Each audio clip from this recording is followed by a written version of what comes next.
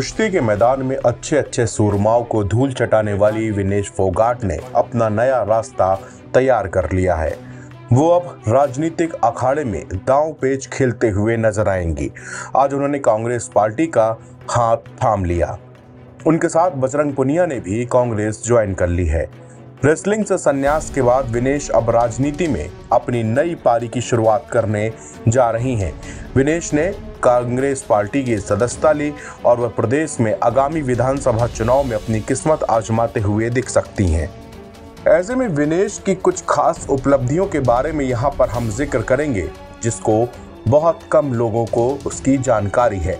Olympic पदक लाने से पहले उन्होंने राष्ट्रमंडल खेलों के अलावा एशियाई खेल, विश्व चैंपियनशिप और एशियाई चैंपियनशिप में तिरंगा लहराया है।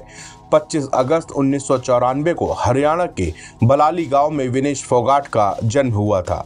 विनेश का जन्म भारत के सबसे प्रसिद्ध कुश्ती परिवार में हुआ। विनेश के ताऊ महावीर फोगाट ने फोगाट बहनों को बहुत कम उम्र से ही इस खेल से परिचय करा दिया था। विनेश ने भी अपनी चचेरी बहनों गीता फोगाट और बबीता फोगाट के नक्शे कदम पर चल पड़ी। महज 9 साल की उम्र में विनेश के पिता का अचानक निधन हो गया। विनेश के ताऊजी ने अपने बेटियों के साथ विनेश को भी कुश्ती सिखानी शुरू कर दी। लड़कियों को पहलवानी सिखाने पर फोगाट परिवार को समाज में ताने दिए जाते थे, लेकिन फोगाट परिवार ने कभी पीछे मुड़कर नहीं देखा। विनेश फोगाट ने रेसलिंग की दुनिया में कई बड़ी उपलब्धियां हासिल की हैं। उन्हीं में से एक है एशियन गेम्स और कॉमनवेल्थ गेम्स में गोल्ड जीतना। इसकी खास बात यह है कि विनेश ने ये दोनों गोल्ड मेडल एक ही साल 2018 में जीते। इसी साल जकार्ता में हुए एशियन गेम्स में विनेश सोने का तमगा जीतकर इतिहास रच दिया। ऐसा करने वाली वो भारत की पहली महिला रेसलर हैं।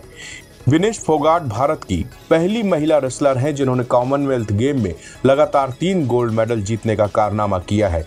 इसकी शुरुआत साल 2014 के ग्लासगो कॉमनवेल्थ गेम से हुई।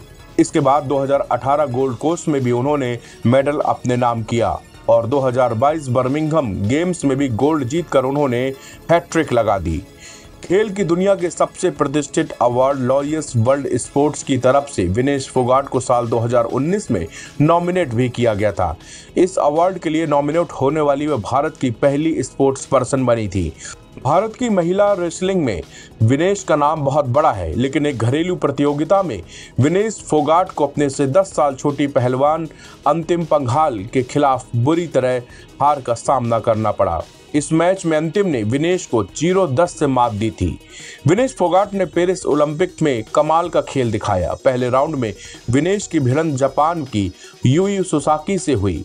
सुसाकी ओलंपिक चैंपियन के साथ ही वर्ल्ड चैंपियन भी थी। विनेश के खिलाफ मैच से पहले सुसाकी ने अपने सभी 82 इंटरनेशनल मैचों में जीत हासिल की थी, लेकिन पेरिस में सुसाकी को विनेश के खिलाफ हार मिली। विनेश उन्हें हराने वाली पहली इंटरनेशनल रेसलर भी बनी है।